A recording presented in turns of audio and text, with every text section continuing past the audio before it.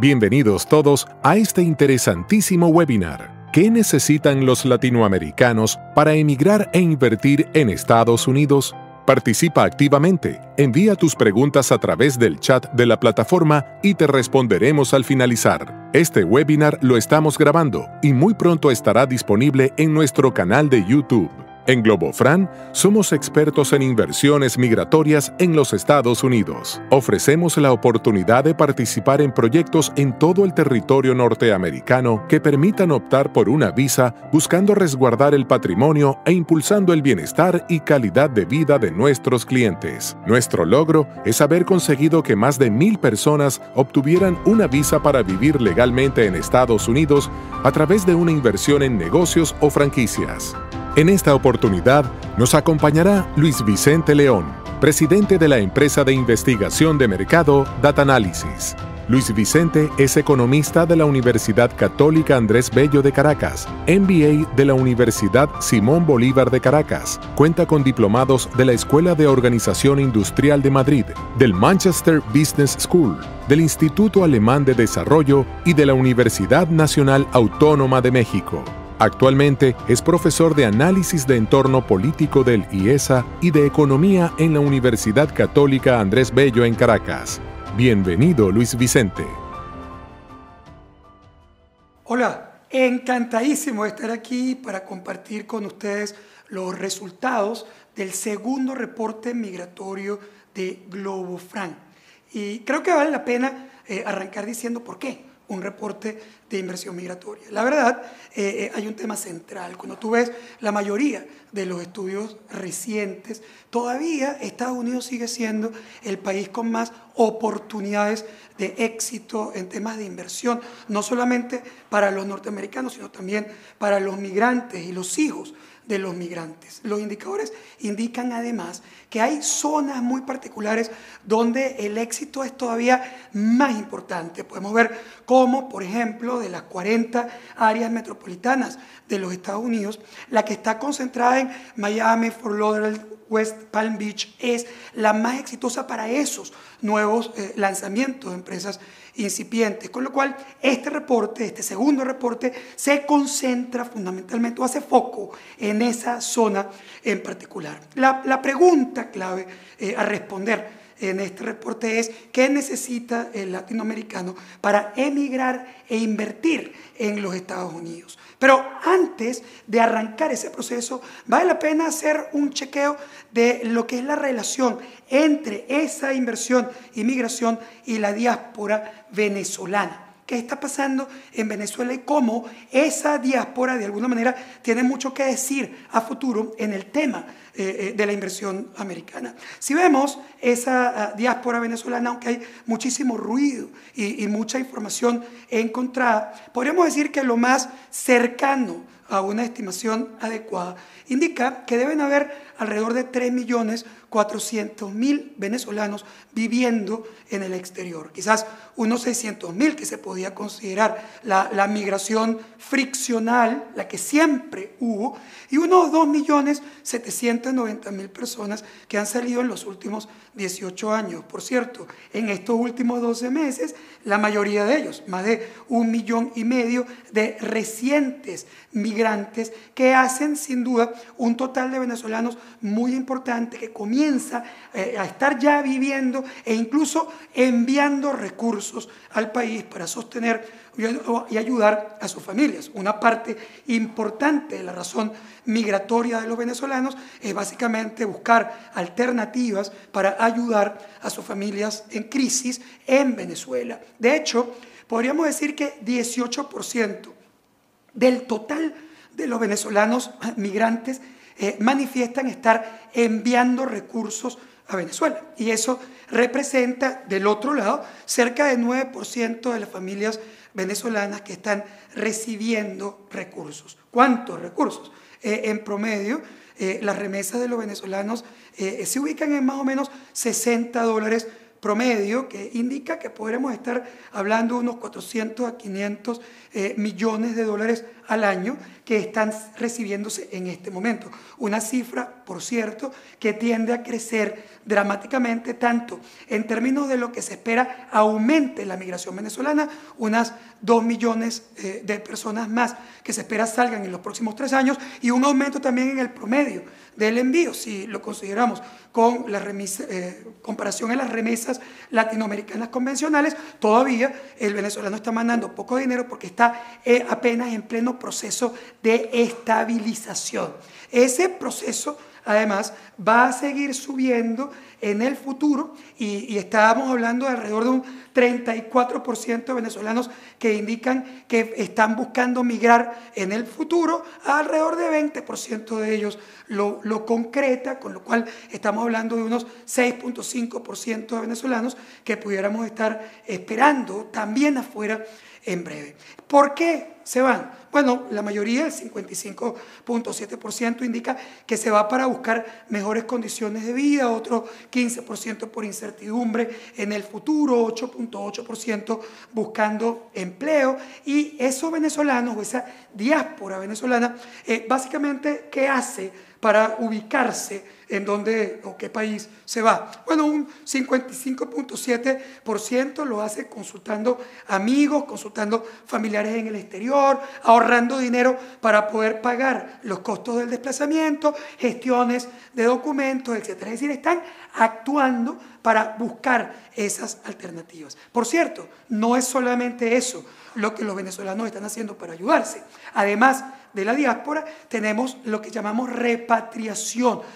Los venezolanos buscando traer sus propios dólares, sus ahorros, y también lo que produzcan sus inversiones. Es decir, no es solamente un venezolano que se quiere ir para generar recursos y enviar a Venezuela, sino venezolanos buscando tener dinero en el exterior o inversiones en el exterior que le permitan obtener recursos que de alguna manera le ayuden a rellenar los vacíos de su vida, los vacíos que deja un bolívar que básicamente no vale nada. Hoy, por ejemplo, se estima que la repatriación se ubica en alrededor de 1.3 billones de dólares al año, y también en crecimiento, con lo cual un venezolano hoy sin duda está buscando dos cosas. Algunos, la migración para poder trabajar y enviar dinero a sus familias. Otros, invertir en el exterior para poder traer dinero que les permita vivir a ellos mismos. Ahí está, de alguna manera, ese resumen de lo que el reporte de Global Frank nos entrega, porque son las dos cosas combinadas, la migración y la inversión, que de alguna manera podríamos decir que bailan pegados. Si lo vemos en ese foco que ha tomado el segundo reporte migratorio de Global Frank, ubicado de nuevo en Miami, Fort Lauderdale y West Palm Beach. ¿Qué hay ahí en esa zona? La primera cosa importante que consigue el reporte es la demografía. En la demografía podemos decir que 43% de la población de esa zona son hispanos en total. Por cierto, 60.6% nacidos fuera de los Estados Unidos, es decir, son migrantes que entraron a los Estados Unidos. Otros 39.3% ya hijos de esos migrantes, que son básicamente americanos nacidos en los Estados Unidos, pero con toda la cultura absolutamente hispanoamericana.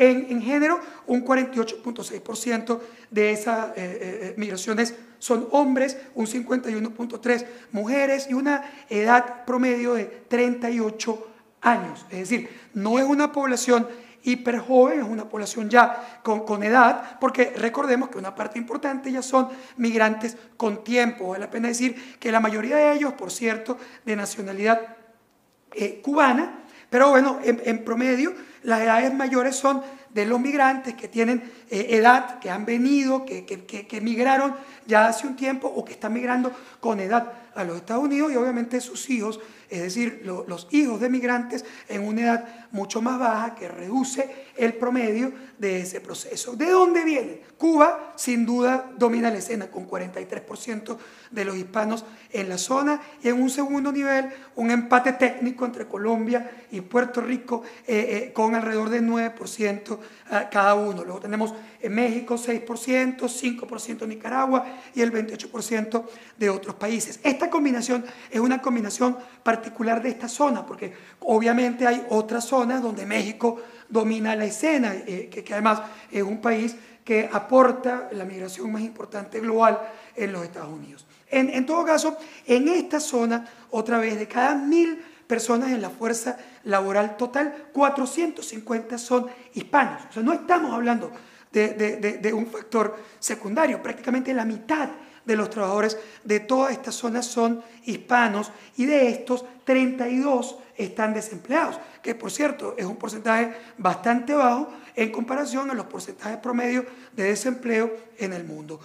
Si lo vemos de esos 100 hispanos por actividad, es decir, ¿dónde se ubican esos hispanos en términos de actividad? 61 en la construcción, agricultura y minería, 55 en manufactura, 49 en comercio y transporte, 42 en información, finanzas y otros servicios. En principio, si vemos también en esa demografía cuál es el ranking en términos de ingresos, en términos de salarios, ¿cuál es el ranking que vamos a conseguir? Bueno, si lo vemos, nuestro foco de Miami, pero en el mapa global de los Estados Unidos, podríamos decir que esta zona es una zona de ingresos más o menos bajos en comparación al resto de las zonas metropolitanas importantes en Estados Unidos. El primero, en términos de generación de salarios, en términos de dinero, lo vamos a conseguir en Nueva York, Newark, New Jersey o Jersey City, etc. Esa es la zona con mayor salario en los Estados Unidos. El segundo es Los Ángeles, Long Beach, Anaheim, etc. El tercero, Houston. Mantengan en su mente a Houston porque va a tener un elemento muy importante. Houston tiene ingresos salariales medios altos, pero luego vamos a ver que se convierte en una zona muy atractiva porque sus costos de vida son bastante más bajos que el resto de sus compañeros de clúster de ingreso alto. Chicago, Naperville, Elgin, donde está en el cuarto nivel, Orlando, Kissimmee, Sanford, en Florida, y al final, en la sexta posición tenemos a Miami, Fort Lauderdale, West Palm Beach. Es decir, sexto en términos sexto de nuestras áreas metropolitanas estudiadas en términos del ingreso. Podríamos decir entonces ingresos salariales relativamente bajos. Pero básicamente también es importante entender las actividades, es decir, cómo se distribuyen los salarios en términos de las actividades que desarrolla la población hispana en los Estados Unidos. Bueno, hispana, pero son los ingresos salariales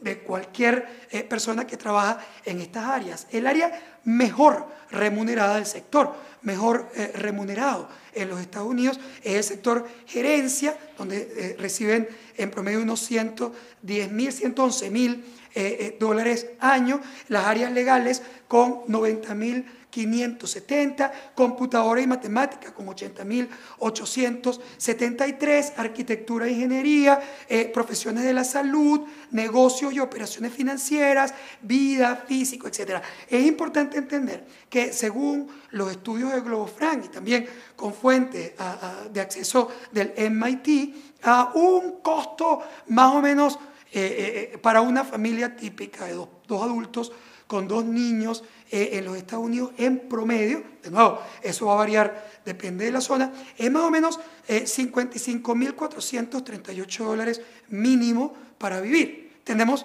algunas actividades donde el ingreso anual que recibes por tu trabajo, estamos hablando, por ejemplo, actividades como la construcción, la comunidad y servicio, instalación y mantenimiento, servicios de protección, oficinas de soporte, educación, cuidado y servicio personal.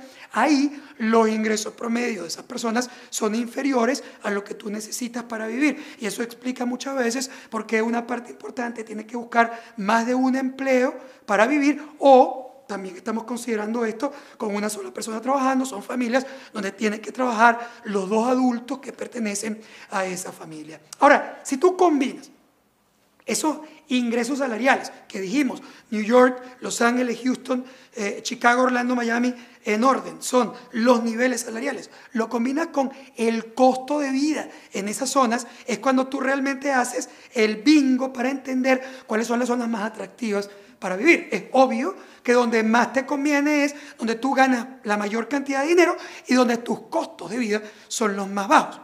En Nueva York la relación es directa. Alto ingreso, alto costo, es la zona más costosa. En Los Ángeles ocurre lo mismo, una zona de alto ingreso con alto costo. Pero cuando llegas a Houston consigues, digamos, una zona muy atractiva, porque en Houston tenemos los mayores niveles salariales con el menor costo, digamos, de vida de ese clúster que hemos tomado.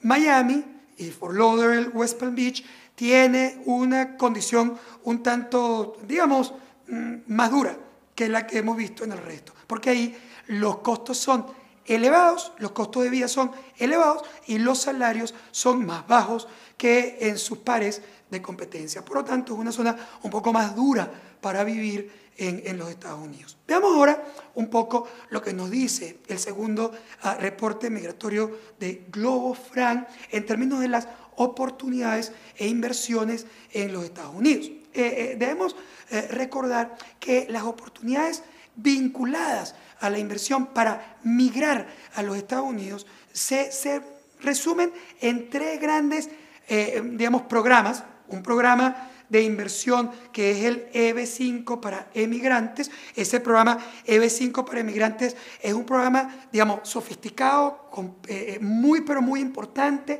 por donde van muchas personas que además son muy exitosas en términos de resultados, pero que además tiene una condición especial con respecto a los otros dos, y es que estas son programas que te permiten obtener directamente el Green Card, es decir, son para migrantes definitivos a los Estados Unidos. Los otros dos, estamos hablando de la visa E2 de inversiones por tratado comercial y la visa L1 por transferencia de ejecutivos gerentes dentro de la empresa, son visas que te permiten vivir en los Estados Unidos dependiendo de las condiciones que vamos a ver rápidamente, pero que no tienen acceso directo a Green Card, aunque sí tienen la posibilidad de mantenerte viviendo con autoempleo alguna en los Estados Unidos o ir de alguna manera renovando en el tiempo. En todo caso, si vemos la primera, que es una oportunidad de inversión, la EB5, es el programa de inversionistas EB5 para inmigrantes. Es un programa que está vinculado fundamentalmente a ¿qué? A inversiones que sean elegibles. Son o inversiones superiores a $1 millón en los Estados Unidos o algunas inversiones de mínimo $500,000, pero en áreas particulares que generan empleo en zonas que tienen alguna condición especial en los Estados Unidos, zonas o sectores que tienen problemas de empleo, porque está hecha fundamentalmente para estimular la generación de empleo en los Estados Unidos con recursos de esos inversionistas extranjeros. Ese programa exige que se creen o conserven 10 empleos al menos permanentes para trabajadores Estados Unidos calificados. El segundo proceso, digamos que ya está más vinculado a esta migración con inversión, que es una visa, ya no un Green Card, y es la E2 de inversionistas por tratado comercial. Son básicamente visas de trabajo a largo plazo que te permiten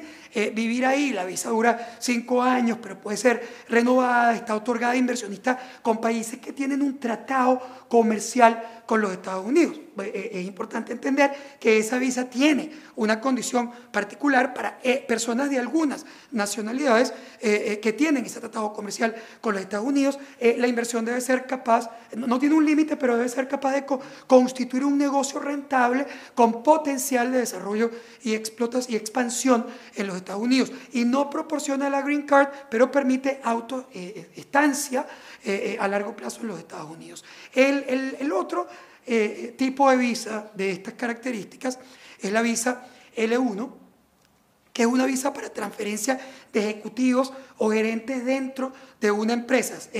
Digamos, aquí no tienes que estar en el tratado, permite a un empleador de los Estados Unidos transferir personal que tenga en algunas de sus empresas filiales o permite enviar personal del extranjero a los Estados Unidos. ¿Para qué? Bueno, para establecer una compañía. Por supuesto, si lo miras, hay un montón de opciones interesantes que se pueden desarrollar para poder de alguna manera generar una inversión que ayude a la generación de visa. Los requisitos: haber trabajado en esa empresa durante por lo menos un año en el exterior en los últimos 3 años y ocupar cargos con conocimientos especializados, o sea que valga la pena mover a los Estados Unidos. En todo caso, con este mapa de opciones, ¿cuáles son los países bajo tratado? Recordemos esa L1 que de alguna manera exige estar dentro del tratado. Aquí vamos a ver países latinos como Argentina, Chile, Colombia, Ecuador, Honduras, México, Paraguay, Costa Rica, Bolivia, Panamá. Y luego tenemos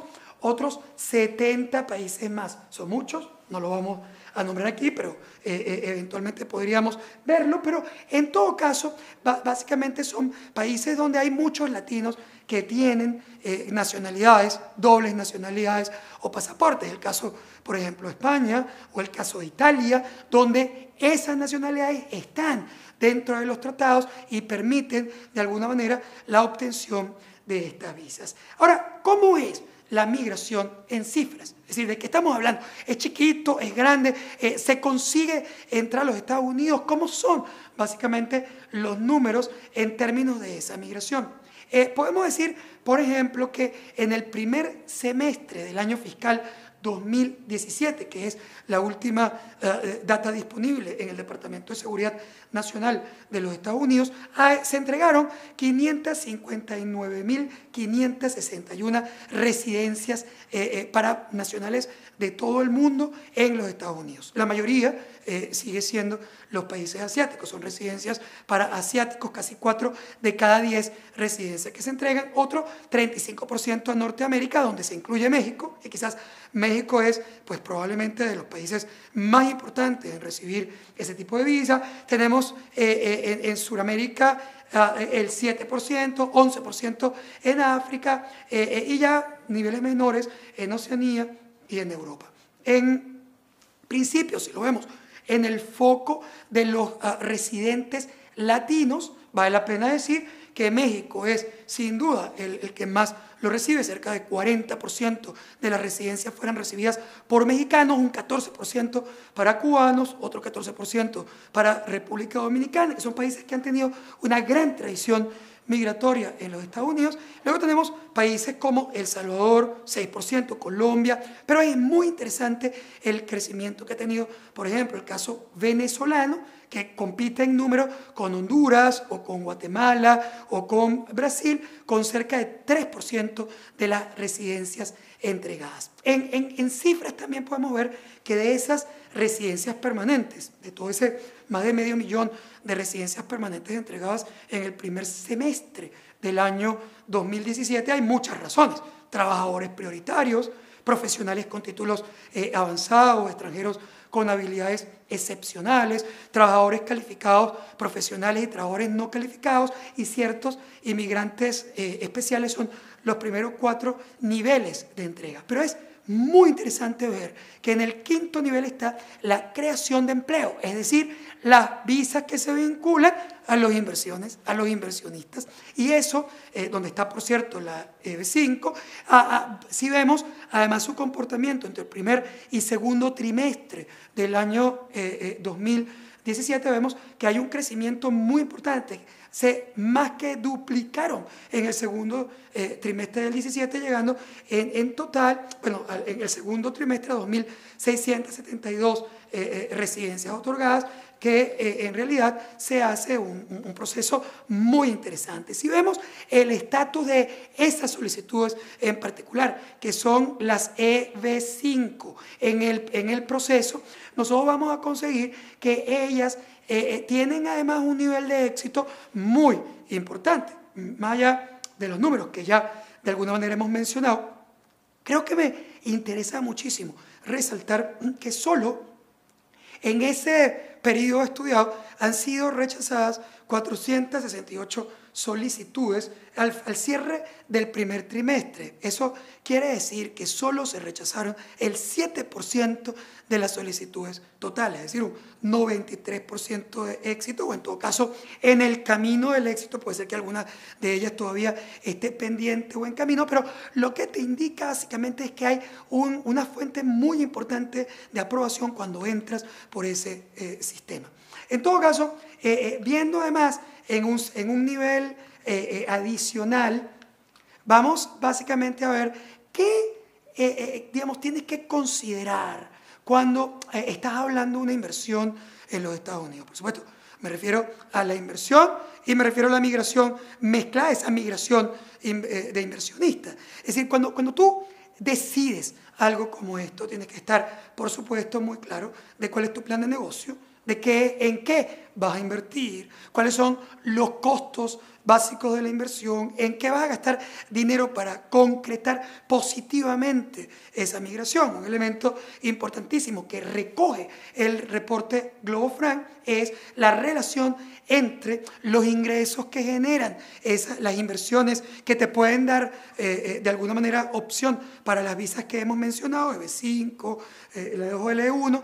Esos procesos tienen unos periodos de maduración que de alguna manera terminan en un flujo de caja positivo que te permite vivir en los Estados Unidos. Tienes que considerar esos tiempos. Por ejemplo, entre 0 y 6 meses tú estás gastando dinero, estás pichando y no estás haciendo catcher del proceso, porque estás básicamente en tu proceso de montaje y preparación del negocio. En el mes 7 hay probablemente un inicio de operaciones y luego tienes un periodo en el cual se tiene que estabilizar la operación, en la cual probablemente tú gastas más dinero que el que tú estás recibiendo y con eso no puedes vivir. Ese periodo se estima entre 8 y 18 meses. Va a depender mucho del sector, de las características del inversionista, del lugar donde te instalaste. Es decir, son obviamente varios factores que considerar, pero en todo caso entre 8 y 18 meses se considera la estabilización de una inversión de este tipo, para que luego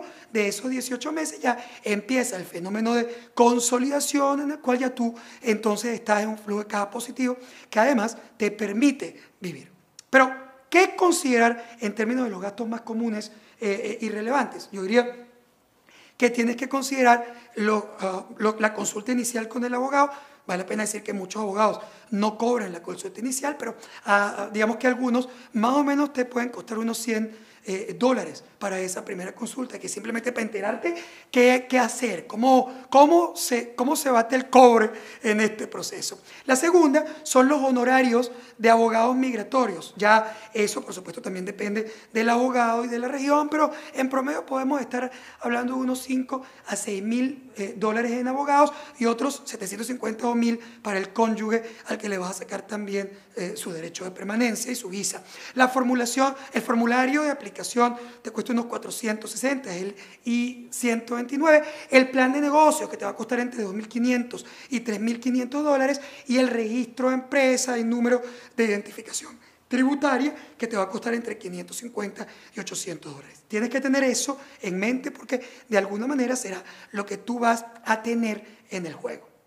Bien, de alguna manera aquí tenemos los principales, digamos, datos y análisis del segundo reporte migratorio de Globo Frank. Yo concluyo, ¿con qué? Concluyo pensando en que si tú eres un nacional de cualquier país, incluso especialmente latino, que está pensando ya sea en invertir en los Estados Unidos para obtener recursos que mejoren tu ingreso o sobre todo para migrar a los Estados Unidos, la gran pregunta es si yo voy a migrar ilegalmente o voy a migrar legalmente, que es lo mismo que tratar de invertir a lo loco o invertir con información. Obviamente, si tú puedes hacer cualquier cosa, esa es tu decisión, pero la verdad, la historia de muchísimas, diría la mayoría de las personas que han decidido migraciones sin planificación, sin inversión, sin visa, sin acceso a la formalización, son migraciones ilegales que te pueden someter a precarias condiciones de vida,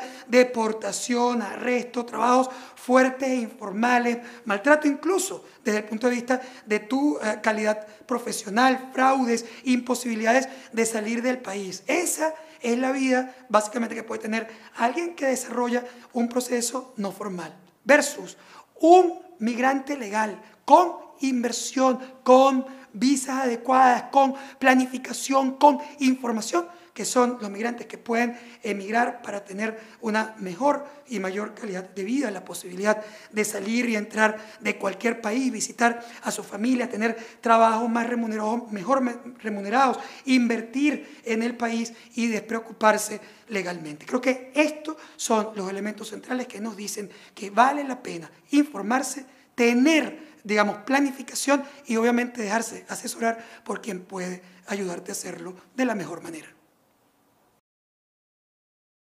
Bueno, tenemos ahora un tiempo para responder algunas de las preguntas que ustedes han mandado por el chat. Arrancó con la primera. ¿Dónde consigo el reporte?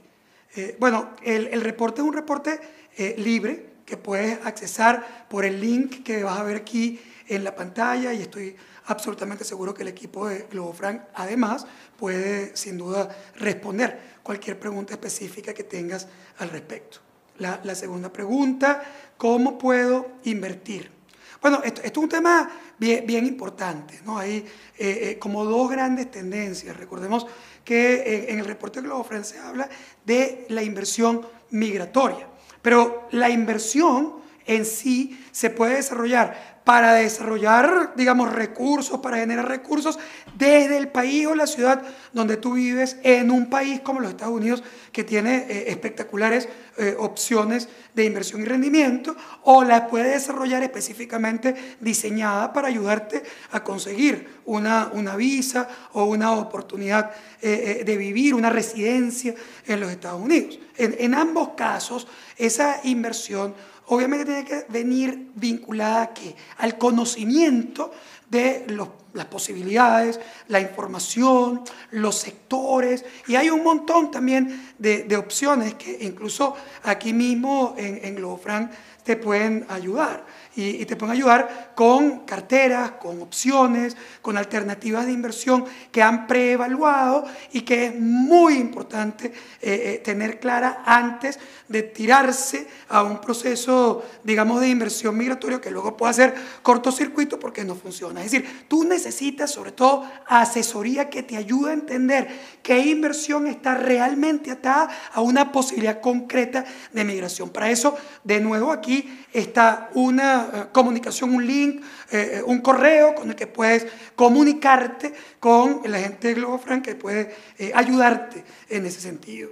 La tercera pregunta, ¿cuál es la ciudad mejor opción para vivir en los Estados Unidos? Bueno, de nuevo, como nos muestra el reporte GloboFranc, quizás lo más interesante es hacer una combinación entre las ciudades que tienen el mayor nivel de ingreso potencial en términos de salarios, pero también aquellas que son más activas en el desarrollo de inversiones, ingresos, rendimientos de inversión con un costo de vida que de alguna manera también sea un costo de vida accesible, que la combinación entre tu ingreso estimado y el costo de vida sea positivo, que te dé para vivir, que puedas mantener tu familia, que tengas el mejor nivel de calidad de vida. En lo que está evaluado en el reporte, por ejemplo, Houston es una ciudad estelar porque tiene esa combinación perfecta de un ingreso medio alto con un costo bajo, con lo cual siempre será pues, mucho más fácil vivir en ciudades de ese tipo. Pero tú tienes, por ejemplo, en el área metropolitana de Miami, Fort Lauderdale y West Palm Beach, tienes una cosa que también es muy importante en términos de escoger una ciudad, y es que es uno de los áreas metropolitanas más activas en términos de surgimiento de nuevos proyectos, lo que se llaman los startups o empresas incipientes exitosas. Es decir, ahí también tienes una cosa que mirar. Sí, es verdad que los salarios son más bajos que en otras partes de los Estados Unidos, es verdad que el costo es alto, pero también es verdad que es una zona en pleno crecimiento en términos de desarrollo empresarial y que a futuro podría ser una oportunidad interesante. De nuevo, yo te recomiendo que leas el reporte Globo Frank, que te da mucho más información al respecto. En la cuarta pregunta tenemos: de los países donde los venezolanos han migrado, ¿es Estados Unidos el principal destino? No, Estados Unidos no es el principal destino de la migración venezolana. La migración venezolana es una migración muy amplia. De nuevo, estamos hablando de casi 3,5 millones de personas. En el pasado, probablemente el sur de la Florida, igual que Panamá y Madrid, eran quizás las zonas más calientes. Luego se incorpora Bogotá y están como las 4 grandes zonas donde los venezolanos comenzaron su proceso migratorio. Sin embargo, a estas alturas, la migración venezolana ha tenido como varias etapas. Una primera etapa que era de inversionistas, eran los inversionistas migrando para protección patrimonial y para buscar inversiones. Ahí los Estados Unidos fue sin duda un país relevante. En el segundo nivel estaban yéndose profesionales, personas que tenían alto nivel educativo, y ahí también muchos de ellos tenían visas, aunque sea visas de turista, tenían visas que les permitían ir a Estados Unidos, no, a Estados Unidos, a España, a Panamá y a Colombia. Pero en esta tercera etapa estamos hablando de una migración en la base de la pirámide. La población que se va es una población masiva y que está mucho más yéndose, por ejemplo, en cruce de frontera hacia Colombia y todo el sur, Brasil y todo el sur, y ahí estamos viendo mucha más migración hacia Perú, hacia Ecuador, hacia Chile, Argentina, que están siendo los grandes captadores de la nueva migración venezolana, que en número es mucho más grande que la anterior. Bien, por temas de tiempo nos vamos a quedar aquí en esta cuarta pregunta, pero puedes enviar todas tus preguntas y van a ser respondidas. Las puedes mandar por esta información que vas a ver en pantalla y te prometo que vamos a responder tus preguntas directamente. Muchísimas gracias.